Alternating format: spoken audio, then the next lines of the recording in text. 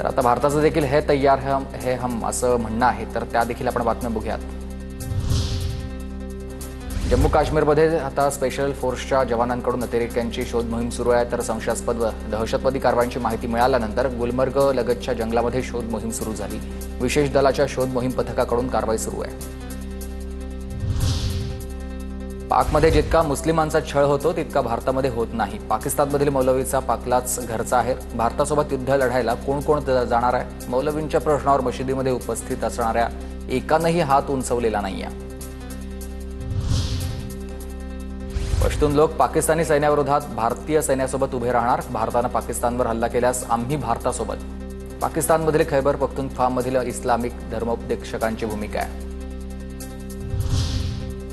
इराणचे परराष्ट्र मंत्री अब्बास अरगाची पाकिस्तान दौऱ्यावर. तर पाकच्या परराष्ट्र मंत्र्यांशी चर्चा केली आहे. तर अब्बास अरगाची गुरुवारी भारतात देखील येणार आहे.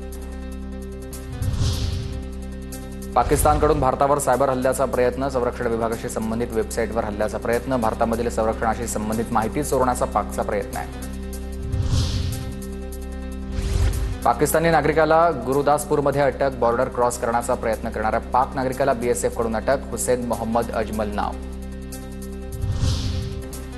पहलगाममधील नागरिकांची धरपकड थांबवावी. पीडीपी प्रमुख मेहबूबा मुफ्ती यांची मागणी. सैन्याकडून धरपकड सुरू असल्यानंच लोक भयभीत असल्याचंही मुफ्तींचं वक्तव्य. अटारी बॉर्डरवर अजून 2 बाळांची आईपासून ताटातूट झालेली आहे. आई भारतीय आणि 2 चिमुकली मुलं ही पाकिस्तानी असल्यानंच फक्त लहान मुलांनाच पाकिस्तानमध्ये जाण्याची परवानगी. आई आणि बाळांची ताटातूट होऊ नये यासाठी भारताचे प्रयत्न, पण पाकिस्तानची आडमुठी भूमिका. नियंत्रण रेषेजवळच्या चिमुकल्यांचा देशभक्तीचा संदेश. देशभक्तीपर गीत गात चिमुकल्यांचा भारतीय सैन्याला पाठिंबा. शाळेमध्ये सेल्फ डिफेन्सची ट्रेनिंग देखील सुरू झालेली आहे.